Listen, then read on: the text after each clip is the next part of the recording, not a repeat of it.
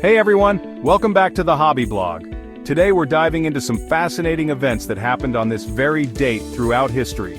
From political upheavals that reshaped Europe to the birth of the internet as we know it, March 12th has seen its fair share of pivotal moments. Stick around for some surprising facts you might not know.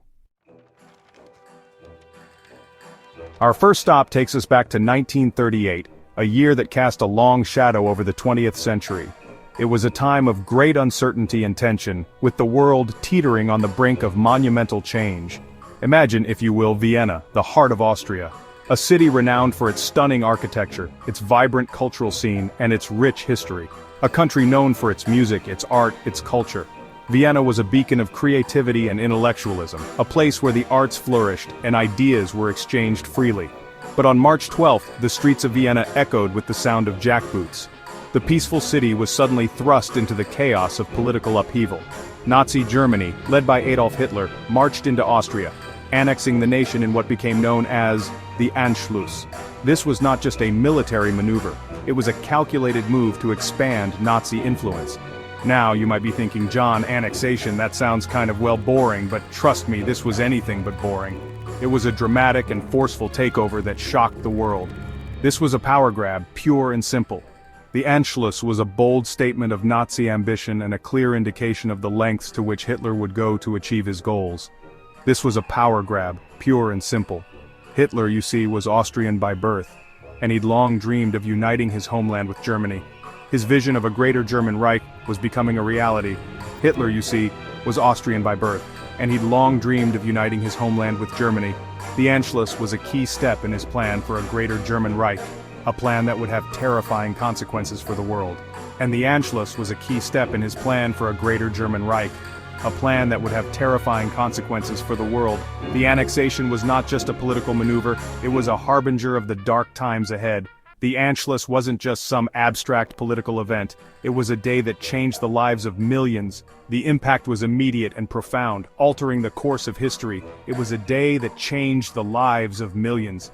Imagine being an Austrian Jew on that day, watching as swastika banners were raised in your city. The sense of dread and fear must have been overwhelming. Imagine being an Austrian Jew on that day, watching as swastika banners were raised in your city.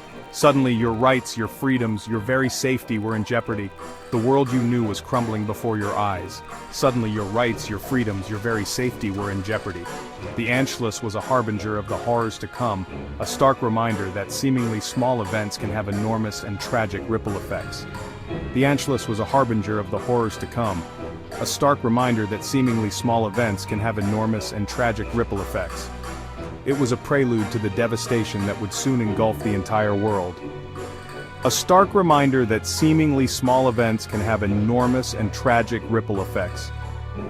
The Anschluss was not just a moment in history, it was a turning point that set the stage for the global conflict that would follow.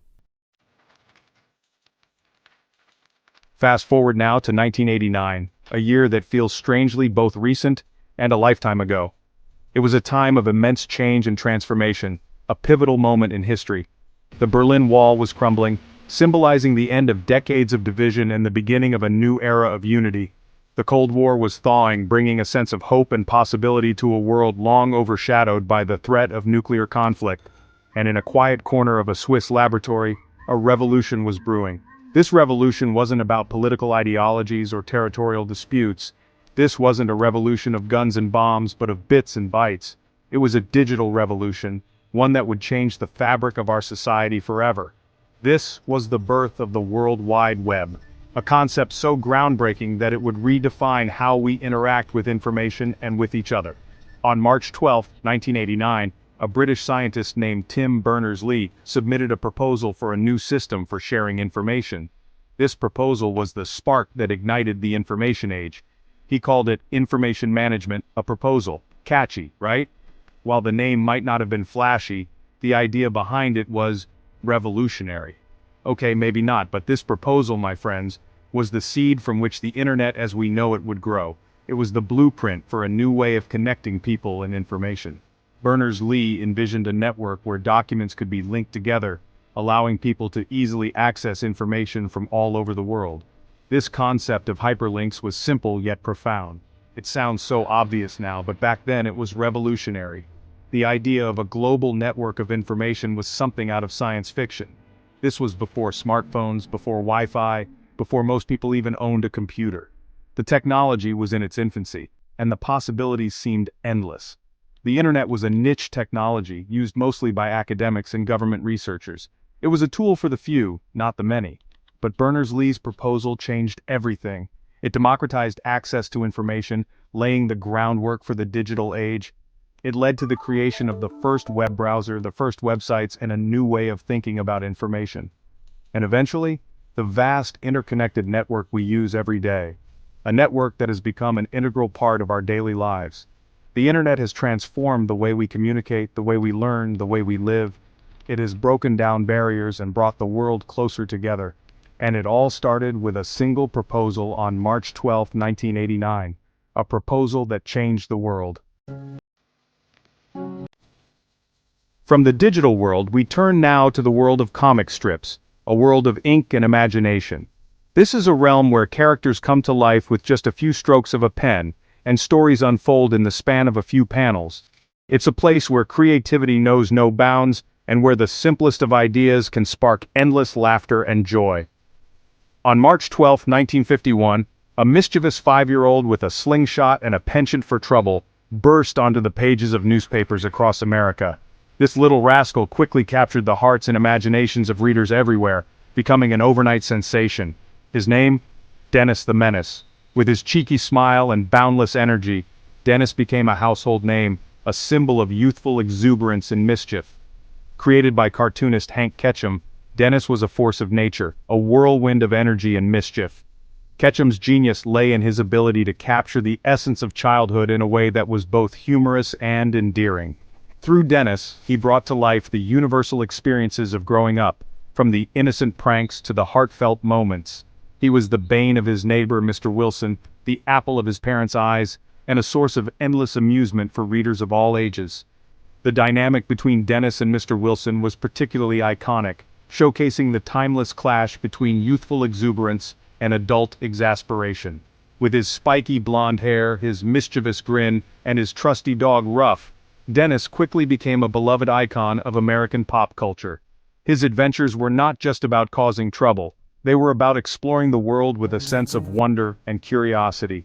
But Dennis was more than just a funny comic strip character. He was a reflection of the times, a symbol of the post-war American dream, where children could roam free and explore their surroundings without a care in the world. He represented the universal experience of childhood, the boundless energy, the unbridled curiosity, the tendency to, well, get into a little bit of trouble. Through Dennis, readers were reminded of their own childhoods, of the days when every corner of the neighborhood was a new adventure waiting to happen. He reminded us that sometimes the best way to learn is through experience, even if that experience involves accidentally launching a water balloon over the fence. Dennis taught us that mistakes are a part of growing up, and that every misadventure is an opportunity to learn and grow. As we celebrate Dennis the Menace turning 72, we also celebrate the timeless joy and laughter he has brought into our lives. Our journey through March 12th takes us next to England, where a historic event unfolded in 1994. For centuries, the Church of England, a pillar of tradition and religious authority, had barred women from becoming priests. But on this day, that barrier was finally broken. Imagine the scene: ancient cathedrals, stained glass windows, the hushed reverence of a religious ceremony. But this was no ordinary service. This was a moment of profound change, a moment that had been fought for and debated for decades. As the first women were ordained as priests in the Church of England, it felt like a new chapter was beginning. This wasn't just a victory for women's rights within the Church. It was a symbolic victory for gender equality as a whole. It sent a powerful message that women could hold positions of authority, could lead congregations, could be spiritual guides. It was a reminder that tradition, while important, should never stand in the way of progress and justice. And finally, we end our journey on a note of athletic achievement and global unity. On March 12, 2006, the city of Melbourne, Australia transformed into a global stage for the Commonwealth Games. Athletes from over 70 nations representing a third of the world's population gathered to compete in a spirit of friendly rivalry. Imagine the roar of the crowd, the thrill of victory, the agony of defeat. The Commonwealth Games are more than just a sporting event. They're a celebration of human potential, a testament to the power of sport to unite people from all walks of life. For a few short weeks, differences of nationality, culture, and language fade into the background, replaced by the shared language of competition and camaraderie. So there you have it. March 12th has been a pivotal day for politics, science, culture, and sports throughout history. Which event surprised you the most? Let me know in the comments below. Don't forget to like, share, and subscribe for more amazing content like this. See you next time.